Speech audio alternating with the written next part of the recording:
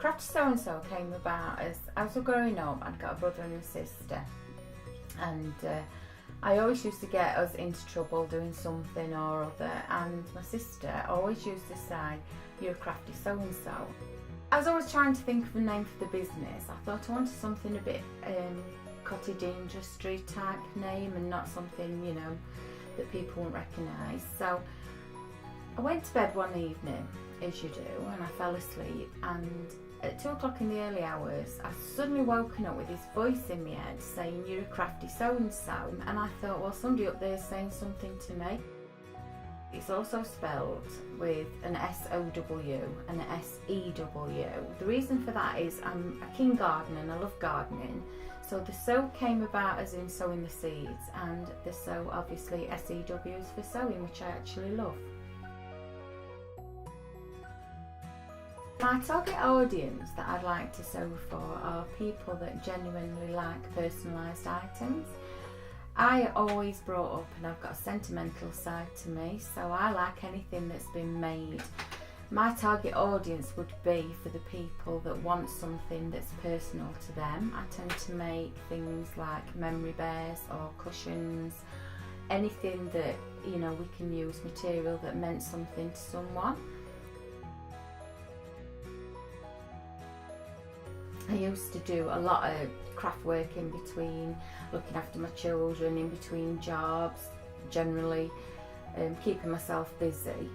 And I started making things for people, and people would want to start paying me, and it was like I couldn't take payment because I didn't think my work was any good. The first time that I ever charged someone for something, I was so panicky because I know, as somebody who's a sewer, you always find fault in your own work, and they actually thought I wasn't charging enough. And from that, it gave me the confidence and the courage to put prices on things and to sell them. The products that I make and sell tend to be personalised items that mean something to the person. If you've got little children and they've outgrown the baby grows or the little clothes, they can be turned into what I call memory bears. I was given a machine a couple of years ago for Christmas which actually embroiders, so it's enabled me to do a lot of personalised items, which is what people want. There's nothing better, I think, than having something given to you that has been made from something that was personal. The things that I also do is candles and soaps. I tend to do these more Christmas time. There's various different scents that you can use. The inspiration comes from what I see and what I feel.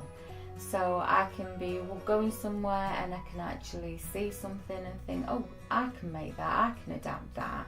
I'm also inspired by what people actually ask for, so they can, you know, think of something, see something and say, oh, is it possible that you could do that?